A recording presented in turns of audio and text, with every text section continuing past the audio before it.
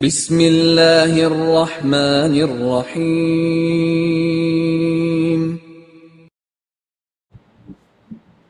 السلام علیکم ورحمۃ اللہ وبرکاتہ۔ الحمد للہ وکفی وسلام علی عبادہ الذین اصطفی، اما بعد۔ حاضرین و ناظرین، یہ درس حدیث نمبر 97 ہے، 97، اور آج کا عنوان ہے صفیں برابر کرنے کا بیان۔ روایت سماعت فرمائیے، ترجمے کے بعد تشریح کی جائے گی۔ بسم اللہ الرحمن الرحیم۔ عن جابر بن سمرة السوائي رضی اللہ عنہ قال قال رسول اللہ صلی اللہ علیہ وسلم الا تصفون كما تصف الملائکة عند ربها قال قلنا وكيف تصف الملائكة عند ربها قال يتمون الصفوف الأول ويتراصون في الصف، رواہ ابن ماجہ۔ ترجمہ یوں ہے، حضرت جابر بن سمرہ سوائی رضی اللہ عنہ کہتے ہیں کہ رسول اللہ صلی اللہ علیہ وسلم نے ارشاد فرمایا، تم اس طرح صفیں کیوں نہیں باندھتے جس طرح فرشتے اپنے رب کے پاس باندھتے ہیں؟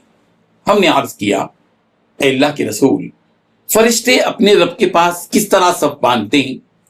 آپ علیہ الصلوۃ والتسلیم نے ارشاد فرمایا، پہلی صفوں کو مکمل کرتے ہیں اور صف میں ایک دوسرے سے خوب مل کر کھڑے ہوتے ہیں۔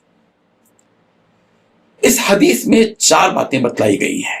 پہلی بات، تم اس طرح صفیں کیوں نہیں باندھتے جس طرح فرشتے اپنے رب کے پاس صفیں باندھتے ہیں۔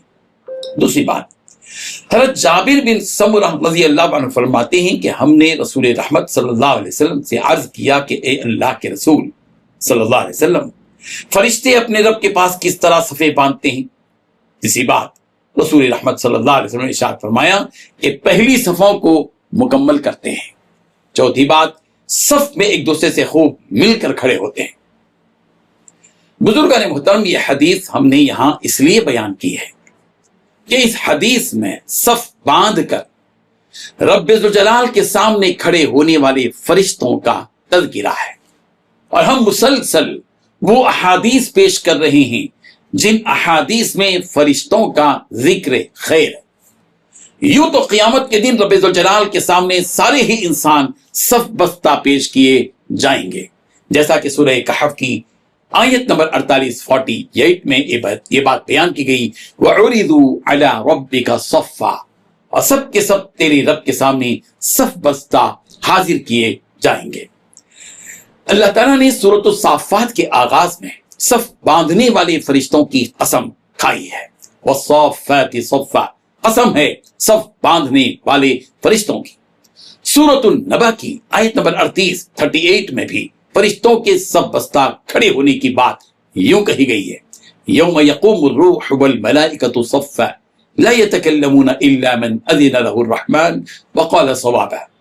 جس دن جبرائیل اور سب فرشتے صف باندھ کر کھڑے ہوں گے، کوئی نہیں بولے گا مگر وہ جس کو رحمان اجازت دے گا، اور وہ بات ٹھیک کہے گا۔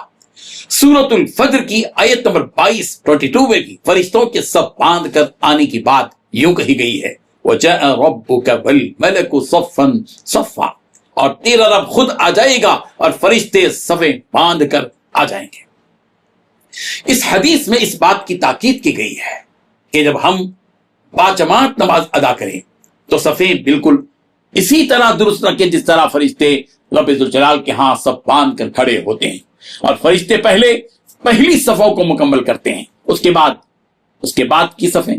ایسا نہیں ہے کہ پہلی صف میں کچھ چھوڑ دیا اور دوسری صف میں یا تیسری صف میں کھڑے ہو گئے، بلکہ مکمل پہلی صف کی تکمیل کے بعد دوسری صف کا آغاز کرتے ہیں۔ وہ ایسا نہیں کرتے فرشتے کہ پہلی صف میں ایسی جگہ ہو اور دوسری صف کا آغاز کرتے ہیں، جیسا کہ ہم مسجدوں میں لوگوں کو دیکھتے ہیں کہ پہلی صف کے مکمل ہونے سے پہلے ہی دوسری صف شروع کر دیتے ہیں، جبکہ پہلی صفوں کی اہمیت اور فضیلت دوسری صفوں کے مقابلے میں زیادہ ہے۔ اور فرشتوں کے صف باندھنے میں اس بات کو بھی اہمیت دی جاتی ہے کہ وہ آپس میں خوب مل کر کھڑے ہوتے ہیں، وہ درمیان میں کھلی جگہ نہیں چھوڑتے۔ ہمیں بھی چاہیے کہ صفوں کے درمیان میں کھلی جگہ نہ چھوڑیں۔ اللہ تبارک و تعالی ہم سب کو ان احادیث پر عمل کرنے والا بنا دے، آمین۔ وآخر دعوانا ان الحمد للہ رب العالمین۔